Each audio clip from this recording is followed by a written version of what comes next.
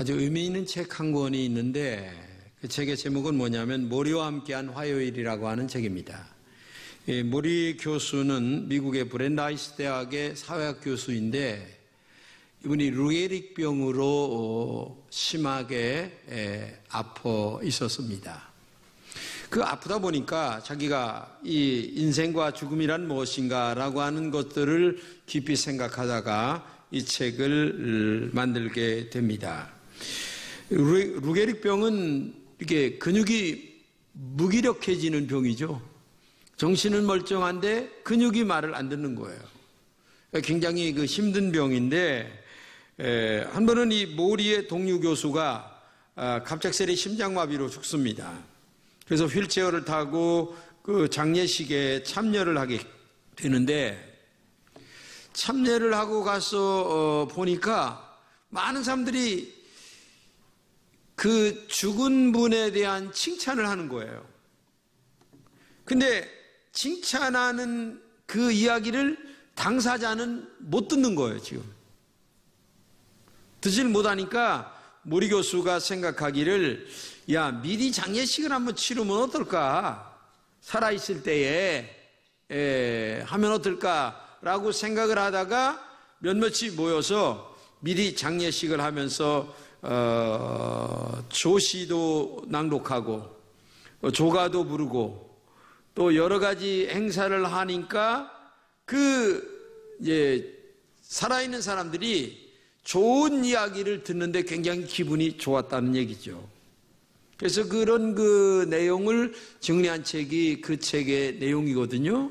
그래서 살아있을 때에 좀 잘해야 되지 않느냐, 그런 의미의 내용의 책입니다. 여러분과 제가 이 장례식을 한다면 많은 사람들이 와서 나에 대하여 어떻게 얘기할 수 있을까? 아마 좋은 쪽으로 얘기하는 분들도 많겠죠. 참 좋은 사람인데 어떻게 이렇게 일찍 갔을까? 좀 안타까워. 조금 더 살았으면 좋았는데. 이런 이야기를 할 수 있겠죠. 또 반대적으로 정말 골치 아픈 사람이야. 살아있을 때 사람이 생각이 어떻게 삐딱했어. 말하는 것마다 늘 부정적이고, 그렇게 오랫동안 신앙생활했는데도 보게 되면 믿음으로 하는 얘기가 없고 늘 감정적으로 얘기를 많이 했던 사람이야. 에이, 잘 죽었어. 이렇게 얘기하는 사람도 아마 있지 않을까. 여러분들 한번 내가 오늘 죽는다면 내 장례식에 와서 다른 사람들이 뭐라고 얘기해 줄 수 있을까? 지금 내가 살고 있는 삶을 돌아다 보란 얘기죠. 칭찬을 해줄까? 아니면은 부정적으로 얘기할까? 한번 깊게 생각해 보란 얘기입니다. 사람은 만남이 있으면 이별이 있고 또 이별이 있다가 또 만나기도 하는데 솔로몬은 이것을 갖다가 때가 있다, 이런 말로 정리를 합니다. 지금 주어진 때를 최선을 다하여 살아가야 되겠죠. 열심히 살아가야 합니다. 정말 열심히 살아야 합니다. 그래야 내 이름이 더럽혀지지 않고 또 내가 죽은 후에도 많은 사람들에게 좋은 것들을 남길 수 있는 좋은 시간이 될 수가 있다는 얘기죠. 영국의 웨슬리 목사님은 세 가지 준비를 항상 살았다고 합니다. 항상 하면서 살았다고 그래요. 첫째는 설교 준비를 늘 열심히 하려고 했고, 두 번째는 이사 갈 준비를 하려고 했고, 세 번째는 죽을 준비를 잘하고 했다 하는 글을 읽었습니다. 저도 설교 준비를 하지만은 설교 준비 정말 하기 힘들어요. 어떻게 설교 준비를 잘해서 교인들에게 맛있는 하나님의 영의 양식을 먹일 수 있을까라고 하는 생각을 언제나 하게 되죠. 그리고 누구에게나 좋은 사람으로 기억됐으면 하는 마음을 늘 갖고 살게 됩니다. 부탁합니다. 여러분들은 누구에게나 좋은 사람으로 기억되는 은혜가 있기를 주님의 이름으로 축복합니다. 이 본문 빌립보서는 사도행전 16장에 보게 되면 바울이 환상을 보게 됩니다. 마게도냐 사람이 와서 우리를 도와달라. 환상을 보게 돼서 사실 아시아 쪽으로 복음을 전하려고 하다가 유럽 쪽으로 복음을 전하게 되는데 거기가 어디냐면 빌립보라고 하는 터키에 있는 빌립보 지역입니다. 근데 빌립보에 가보니까 강가에 어떤 여인이 있는데 그 여인에게 복음을 전했어요. 근데 그게 누구냐면 루디아라고 하는 여인이에요. 근데 그 여인이 복음을 얼마나 잘 받아들이는지 몰라요. 너무 복음을 잘 받아들여서 갑작스레 이 루디아라고 하는 여인이 돈을 들여가지고 조그만 교회를 줘가지고 빌립보 교회가 탄생이 되는 거예요. 근데 이 빌립보 교회가 만들어지고 난 다음에 바울을 사랑하는 마음이 변함이 없는 거예요. 바울 사도는 감옥에도 가고 어려움도 처하고 하여튼 굉장히 어려움을 많이 당하는데도 불구하고 이 바울에 대한 애정이 너무 큰 거야. 그러면서 돈도 보내고 기도도 해주고 옷까지도 보내고 하는 그런 내용이 너무나 크다 보니까 바울이 반대적으로 빌립보 교회를 생각하는 마음도 굉장히 큰 거죠. 왜? 오고 가는 사랑이 많으니까. 응? 한번 본문을 읽겠습니다. 본문에서 바울이 이렇게 얘기합니다. 너희 안에서 착한 일을 시작하시니가 그리스도 예수의 날까지 이루실 줄을 확신하노라. 격려와 위로를 하고 있는데 먼저 여기서 너희 안에서 착한 일을 시작하시니가 이렇게 얘기합니다. 너희 안에라고 하는 말은 빌립보 교인들을 얘기하는 거예요. 근데 그 빌립보 교인들을 통하여 하나님이 착한 일을 했다. 그런 얘기를 지금 하고 있는 거죠. 하나님은 사람을 통하여 착한 일을 하십니다. 참 이 교회 이 성경을 읽어보게 되면 한 가지 느끼는 것은 하나님은 하나님 혼자 일하지 않고 사람을 통하여 일을 하신다는 겁니다. 왜 그렇게 하실까? 그것은 그 일하는 사람들에게 축복을 주기 위해서예요. 하나님의 일을 하는 그들에게 축복을 줄 수 있는 기회를 주기 위하여 사람을 통하여 꼭 언제나 일하세요. 근데 지금 빌립보 교회를 통하여 일을 하고 또 사도 바울을 통하여 하나님의 일을 하는데 놀랍게도 빌립보 교인들이 하는 일이 사도 바울이 너무너무 감동을 먹는 거예요. 그래서 칭찬할 정도로 하는 거야. 칭찬할 정도로. 그래서 얼마나 사도 바울이 빌립보 교회를 칭찬하는지 그 착한 일에 대하여 얘기를 하고 있는 거예요. 그럼 착한 일이 뭐냐? 한마디로 얘기하면 복음을 전하는 일에 참여한 일이 착한 일이었다는 거죠. 본문에서 같이 읽겠습니다. 너희가 첫날부터 이제까지 복음을 위한 일에 참여하고 있기 때문이다. 이렇게 말합니다. 빌립보 교회는 바울이 전한 복음을 받아듣고 교회를 만들었습니다. 그래서 교회가 만들어졌는데 이 바울이 전하는 복음을 전하도록 뒤에서 후원을 하는데 세 가지로 후원을 합니다. 첫째는 기도 후원을 합니다. 기도는 늘 바울 사도가 복음 전하도록 기도하고, 두 번째는 뭐냐면 몸으로 가서 참여했다가 또 돌아오기도 하고 몸으로 봉사하는 거예요. 몸으로. 그 다음에 세 번째는 힘든 교회지만 있는 정성 헌금을 해서 사도 바울이 복음 전하도록 헌금을 보내는 거예요. 이 세 가지를 통하여 복음 전하는 일에 참여한 교회가 어디냐면 바로 이 빌립보 교회였다는 얘기죠. 빌립보 교인들은 정말 능력 있는 종이 되도록 기도를 많이 했습니다. 물질도 많이 보냈습니다. 사도 바울이 감옥에 있을 때에는 사람들이 찾아가서 위로를 하고 그 다음에 옷가지를 보내기도 하고 정말 너무나 감사하게 생각하지 않을 수 없도록 그렇게 많이 빌립보 교회를 위해서 애를 많이 썼어요. 여러분들은 복음 전하는 일에 어떻게 참여하고 있는가 한번 생각해 보시기 바랍니다. 나는 정말 시간이 없어요. 너무나 바쁘게 살다 보니까 몸으로 복음에 참여할 수가 없으면은 정말 기도로 참여할 수가 있는 거죠. 또 어떤 분은 시간은 없지만 물질은 있어요. 그러면 물질로 또 참여할 수가 있는 겁니다. 그러면 기도로 참여할 수 있고 물질로 참여할 수 있고 아니면 함께 전도하는데 몸으로 나가 참여할 수가 있게 되는 거죠. 한마디로 얘기하면 자기 형편대로 참여를 할 수 있었다라고 하는 것을 우리가 알아야 되겠죠. 우리가 예수님의 십자가의 보혈로 구원을 받았습니다. 십자가의 보혈의 은혜는 말로 다 할 수 없을 정도로 큰 것입니다. 그것을 알기 때문에 자신의 이익이나 손해를 따지지 않고 언제나 복음에 참여하는 종들이 되어야 되는 거죠. 이런 마음을 하나님이 정말 기뻐하시고 계산만 하는 신앙은 바른 믿음이 아니란 얘기예요. 이 빌립보 교회가 사도 바울이 감동 먹을 정도로 그렇게 세 가지 종자를 통하여 사도 바울의 복음 전하는 일에 참여를 했어요. 성경은 언제나 먼저 그의 나라와 교회를 구하라고 했습니다. 이 먼저 하나님입니다. 어떤 것에서도 먼저 하나님이에요.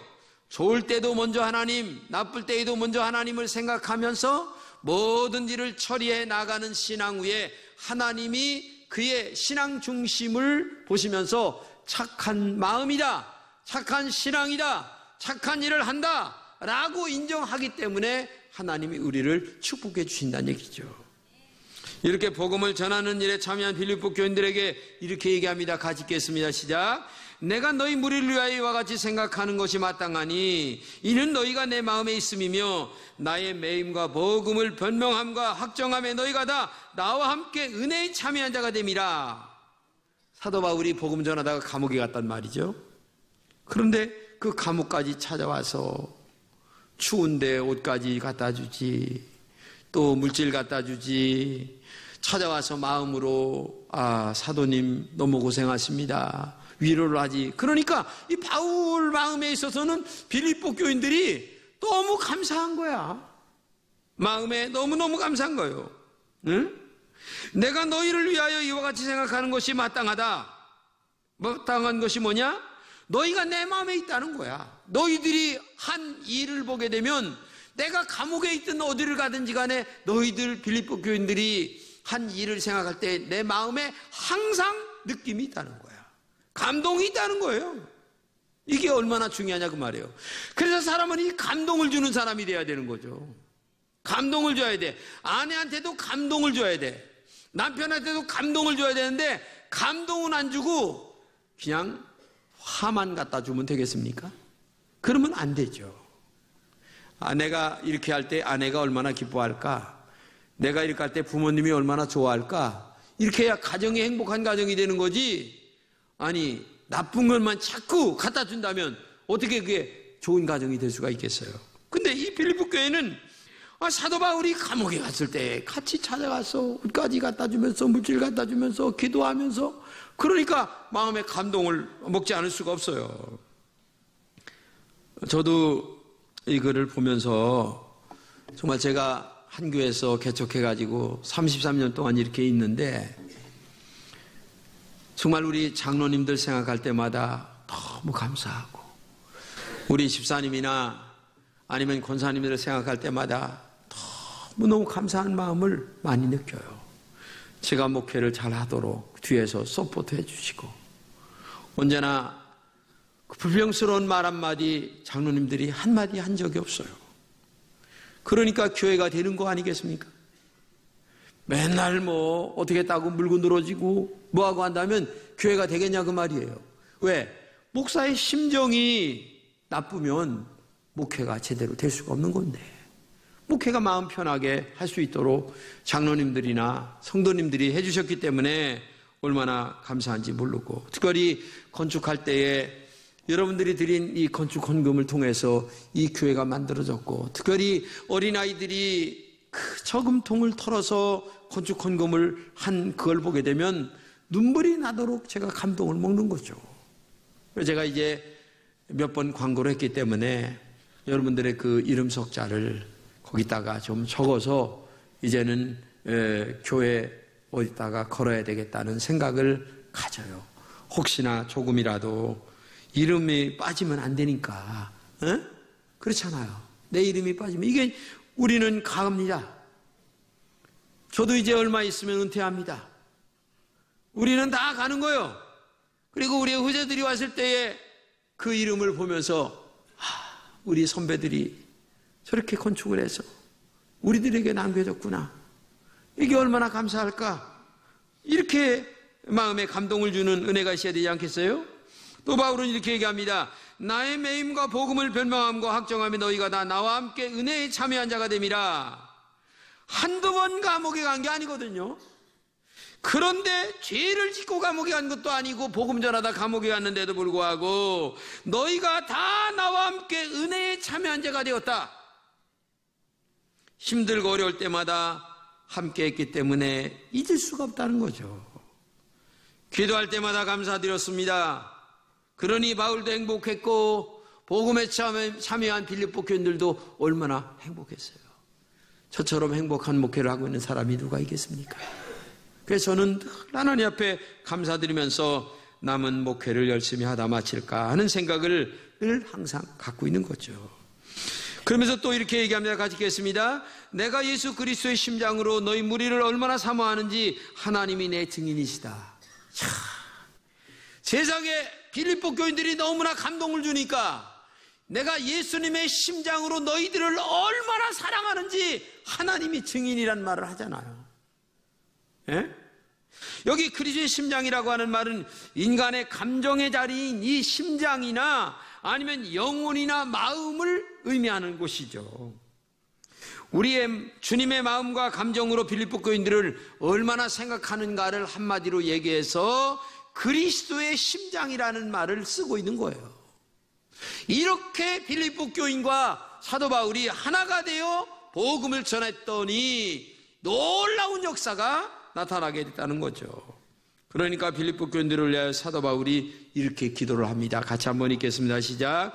내가 기도하노라 너의 사랑을 지식과 모든 총명으로 점점 더 풍성하게 하사 너희로 지극히 선한 것을 분별하며 또 진실하여 허물 없이 그리스도의 날에 이르기 예수 그리스도로 말미암아 의의 열매가 가득하여 하나님의 영광과 찬송이 되기를 원한다. 이렇게 기도하는데 이 기도의 내용을 네 가지로 요약할 수가 있어요. 첫째는 뭐냐면 너의 사랑과 지식을 모든 총명으로 점점 더 풍성하기를 기도했습니다. 사랑이 풍성하기를 기도했고 총명이 풍성하기를 기도했습니다. 사랑과 지식과 총명이 풍성하면 그 사람은 복이 있는 사람이죠. 사랑할 줄 아는 지식이 있는 사람은 은혜로운 사람이죠. 여러분들도 사랑과 지식과 은혜가 풍성한 하나님의 종들이 되시기를 주님의 이름으로 축복합니다. 두 번째는 뭐냐면 너희가 지극히 선한 것을 분별하도록 기도했습니다. 악이 무엇이고 선이 무엇인가를 알아야 된다는 얘기예요. 어떤 사람은 악을 선으로 알고 빠지는 사람이 있어요. 이건 안 되는 거죠. 악과 선을 분명히 분별해야 되고 이단과 이단이 아닌 것을 분명히 분별해야 되는데 잘못하면 이단에 빠지기 쉬운 거예요. 그래서 신천지에 혹하고 빠져가지고서 가족을 깨는 사람들이 얼마나 많이 있는가 여러분 알잖아요. 세 번째는 진실하여 허물 없이 그리스도의 날에 이르기까지 기도했습니다. 진실함과 정직함보다 더 아름다운 것은 없어요. 제가 늘 말씀드린 것이 하나님 앞에 진실하고 정직하라 이 얘기를 많이 하잖아요. 여러분도 하나님 앞에 정직하게 사시기를 바랍니다. 한두 번이 아니라 죽는 날까지 지속되게 정직하게 바르게 살려고 애를 써야 되는 거예요. 네 번째가 뭐냐면 예수님으로 의의 열매가 가득하여 하나님의 영광과 찬송이 되기를 기도했어요. 예수님의 은혜로 축복이라는 좋은 열매가 늘 맺히도록 사도 바울이 빌립보 교회를 위해서 기도했다는 얘기죠. 잘 되는 열매가 가득해야 됩니다. 나쁜 열매가 예치면 안 되죠. 하나님의 영광과 찬송이 되도록 기도했다는 얘기예요. 나를 볼 때 다른 사람들이 하나님 앞에 복 받은 사람이야 이렇게 될 정도로 신앙생활 잘하라고 말이에요. 복이라고 하는 것이 복 달라고 복이 오는 게 아니에요. 복 받을 중심과 복을 받을 만한 신앙생활을 해야 하나님 앞에 복이 되는 거예요. 기도만 한다고 복이 올 것 같아요? 하나님이 그렇게 우리의 마음을 모르실 줄 아세요? 그렇기 때문에 이 빌립보 교회를 위하여 네 가지를 간절하게 기도했는데 이 빌립보 교회가 그렇게 축복된 교회가 되었다는 얘기죠.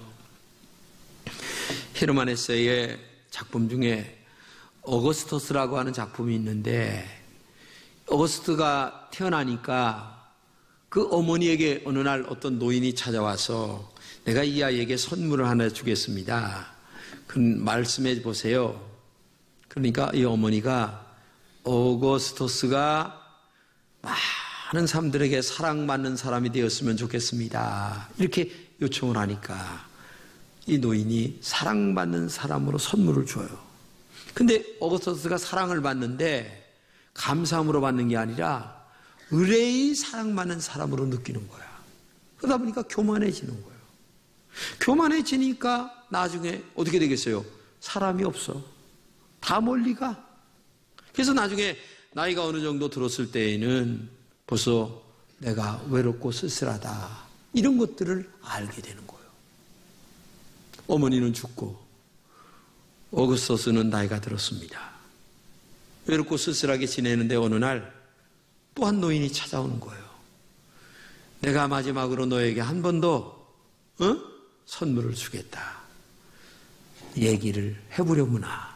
그러니까 나이가 들은 이 어거스토스가 하는 말이, 내가 사랑받는 사람이 아니라 이제부터는 사랑을 하는 사람이 되게 해주세요. 이렇게 기도를 하는 거예요. 요청을 하니까 그때부터 사랑을 하는 사람이 되니까 많은 사람이 이 어거스트 편에 붙게 됐다고 하는 그런 이야기예요. 사랑받는 것은 행복한 일입니다. 그러나 정말 행복한 것은 누구나 사랑을 할 수 있는 사람이 되어야 된다는 얘기죠.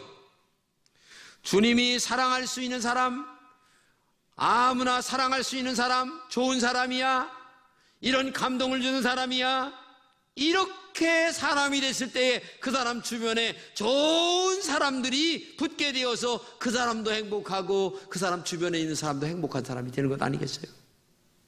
근데 사랑만 받기를 좋아한다면 아까 얘기한 거면 교만해져. 응? 잘난 척해. 근데 사랑만 받는 사람 주변에는 사람이 없는 거야. 테레사 수녀 밑에서 일하는 아주 부잣집의 출신인 수녀 한 사람이 있었어요. 근데 이 수녀가 정말 성령 충만하고 믿음 충만하고 신앙이 좋은데 어느 날 이렇게 고백을 하는 겁니다. 저는 오늘 그리스도의 몸을 만지는 영광을 입었습니다. 너무너무 감사합니다. 제가 그리스도의 몸을 만지는 영광을 입었습니다. 그러니까 사람들이 예수님을 만났나? 깜짝 놀라는 거야. 아니 어떻게 그리스도의 몸을 만지는 은혜를 입어서? 그러니까 이분이 하는 얘기가 뭔 줄 아세요? 내가 오늘 어느 병원에 갔는데 나이가 많은 어느 노인이 세상에 움직일 수가 없어서 욕창이 나가지고 몸에서 구더기가 나는데 그분의 몸을 깨끗이 씻어주고 구더기를 주워내고 하는데 내가 주님의 몸을 오늘 만지고 왔습니다. 너무너무 감사합니다. 하는 얘기를 들을 때에 많은 사람들에게 감동을 주게 되었다는 얘기죠. 정말 우리가 이게 중요합니다. 응? 감동을 준다는 것, 감동을 먹는다는 것 얼마나 중요합니까? 지난주 어느 권사님께서 제 방에 들어오셨어요. 기도를 하시더니만 봉투를 하나 내미는 거예요. 목사님, 선교에 쓰세요. 그 권사님이 너무너무 힘들어요. 내가 너무 잘 알아요. 그래서 제가 얼마나 말렸는지 몰라요. 그래도 그 완고한 고집을 꺾지 못해서 제가 다시 기도를 하고 기도를 해서 내가 받았습니다. 그랬으니까 내가 다시 주님의 이름으로 주는 거니까 이거는 이미 하나님 앞에 헌금한 거는 마찬가지입니다. 안 돼. 저는 권사님이 나간 다음에 두 눈에서 눈물이 뚝뚝 떨어지면서 마음의 감동을 얼마나 많이 받았는지 몰라요. 야, 저렇게 힘들게 사는 분이 그 많은 돈을 가지고 와서 선교에 보태 쓰라고 가져온 그 마음이 너무나 마음에 감동을 먹은 거예요. 여러분, 신앙이라고 하는 것은 하나님을 이해시키는 것이 아닙니다. 어떤 사람들 와서 하나님 내 형편이 이래요. 어려운 거 아시죠? 그래서 제가 이래서 못하고 저래서 못하고 그래서 못하고 평생 못하고 죽을 때까지 못합니다. 하나님을 이해시키는 것이 신앙이 아닙니다. 하나님을 감동시키는 게 신앙이에요. 100세에 낳은 아들을 바치는 아브라함의 이 감동적인 신앙이 이제야 네가 나를 사랑하는 줄 알았다 라고 하신 것처럼 하나님을 감동을 시켜야지. 하나님을 이해를 시키려고 계속 우리는 노절한 인간적 언어를 늘어놓고 있는 거예요. 그게 믿음이 아니에요. 나는 지금까지 신앙생활하면서 하나님을 얼마나 감동시켰는가 한번 여러분 스스로 생각하시면서 오늘 우리는 복음에 참여하여 하나님을 감동시키는 진솔한 그리스도인, 하나님 감동시키는 깨끗한 그리스도인이 되시기를 주님의 이름으로 축복합니다.